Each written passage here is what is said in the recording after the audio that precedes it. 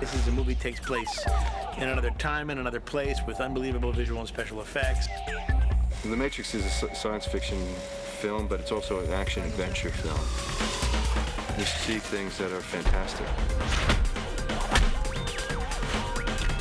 And you say, well, wait a second, that's impossible. Freeze it. When they explained to me the kind of movie that they were trying to make, I got really fired up about it because nobody's made this kind of movie before.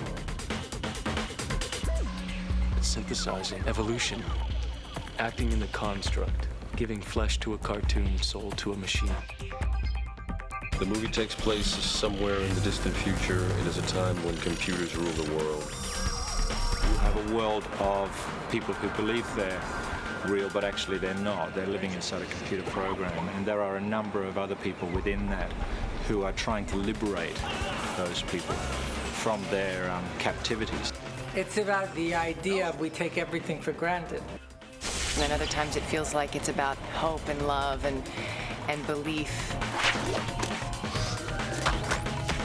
It's about robots versus kung fu. And there's some crazy action.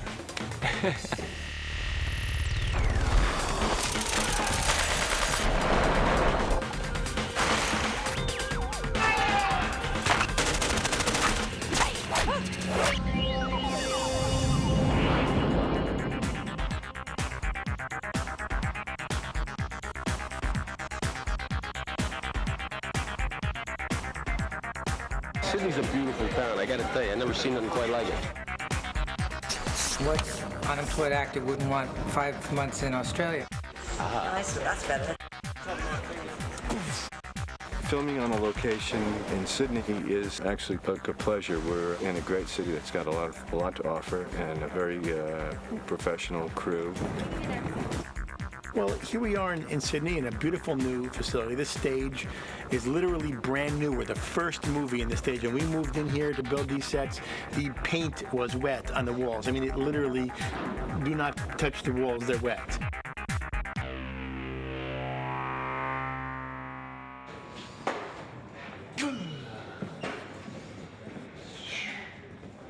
That's it. Powder all backlit.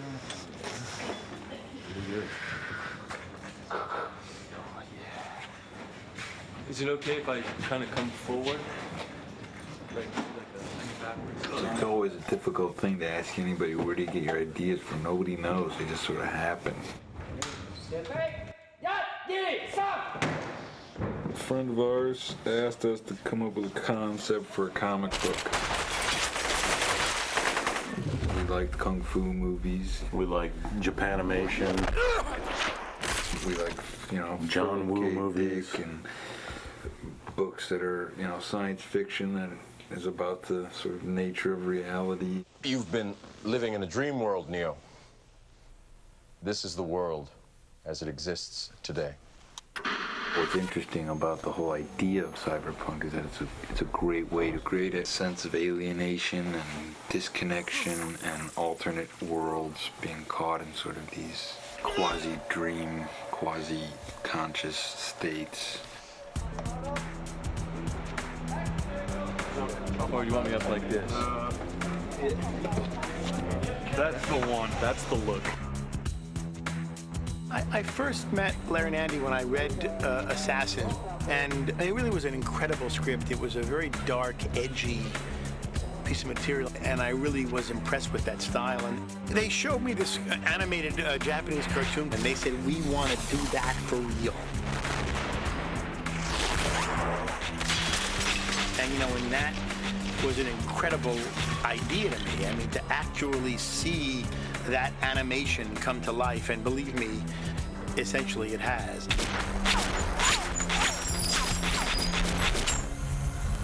We've had our eye on you for some time now, Mr. Anderson.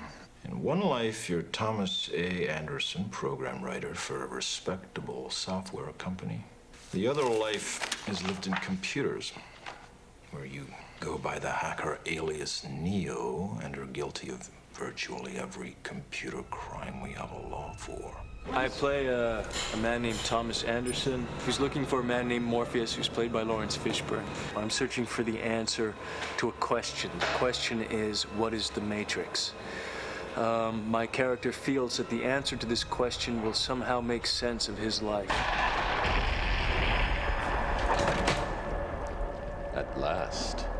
My character is called Morpheus. And Morpheus is a person who lives in the real world. And he's the leader of this band of people looking for the one. You felt it your entire life. That there's something wrong with the world. You don't know what it is, but it's there, like a splinter in your mind. He is this, like, fevered missionary guy. He's a zealot. We think there's something dangerous about people who believe they have the truth, and they do sort of act blindly. This is your last chance. After this, there is no turning back. You take the blue pill. The story ends. You wake up in your bed and believe whatever you want to believe. You take the red pill. You stay in Wonderland. And I show you how deep the rabbit hole goes. There's a couple references to Alice in Wonderland in the movie. I think that is a brilliant book. She comes into this world, and there are all this craziness, and people just give her things and say, eat this, drink this, and everything affects her and changes her, and nothing makes sense, nothing's logical. It's the way you have to do it, and we tried to do that with the beginning of the film.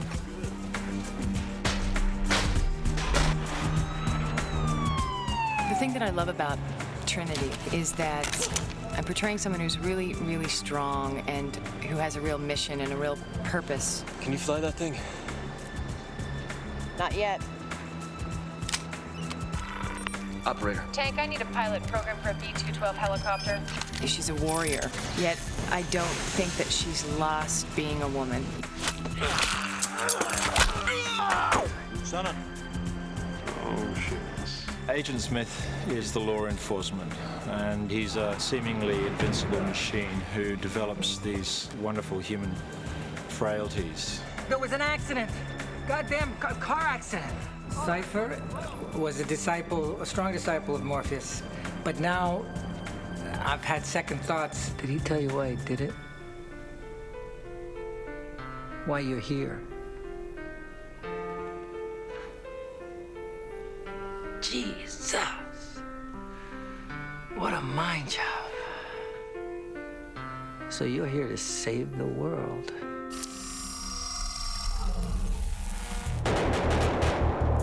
You go from the 150 to... Speaking about Larry and Andy together as a pair, as a team of writers, I liken them to the Brothers Grimm. I have to imagine that that's what the Brothers Grimm were like. Oh, God. Somebody's going to be here. They work very well together. They've got a wonderful sense of humor. So you do get a dialogue happening that is normally just within the one director's head. So it's normally one director talking to themselves, working out a problem, and then expressing their solution to that problem. Whereas with Larry and Andy, you'll see the dialogue going on. They're just like real guys, and there's none of that kind of Hollywood thing is not evident at all. You know, they're from Chicago, you know. They wear shorts, they wear baseball hats, they watch basketball games, they love movies, they love, you know, they get so excited. There's nothing greater than doing a scene for them and for them to get excited. One day, one day I will no longer just be a computer nerd. I will be a superhero. They seek and search for clarity. They're very thoughtful, and yet they're very they have a wonderful sense of humor.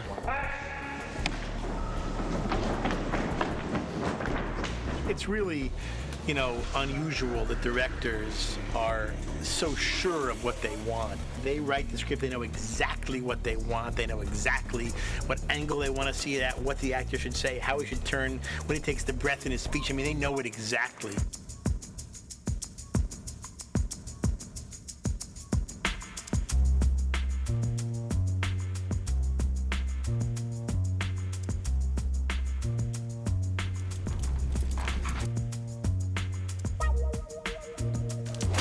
brothers had storyboards of fight sequences that they wanted to see, certain, punches and kicks and flips that they wanted to see. I see some of the framing of, Frank Miller. There are some Japanese angles and perspectives in it. Dodge this. They worked with people that they knew from the comic book world and designed these fantastic things. We went into first Warner Brothers story meeting and they said, okay, now we know we've bought something cool. We don't know what it is. Could you just take us through it once? They helped translate the movie for us. Nobody really understood the level of the action that we wanted in the action sequences, and then when we'd show the storyboards, people would go, oh, geez.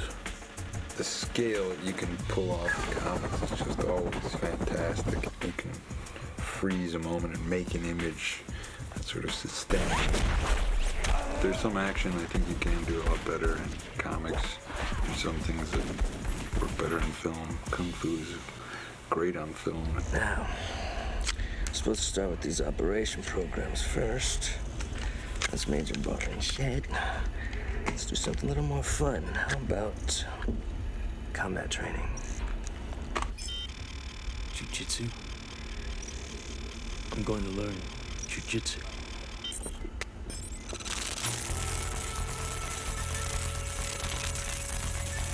That's it. And action!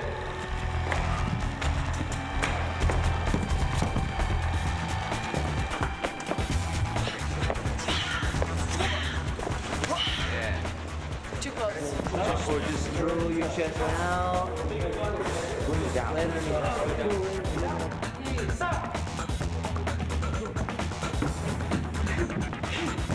We wanted to do the action differently, and one of the things that we love about Hong Kong action is the way that they shoot fight scenes with long takes and wider angles.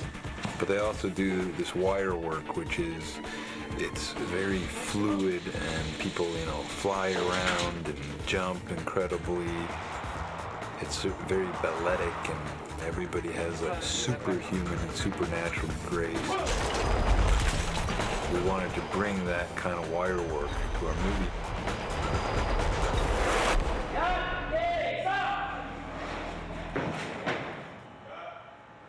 You don't have to go up so high like you're reaching for. More out. It just looks better.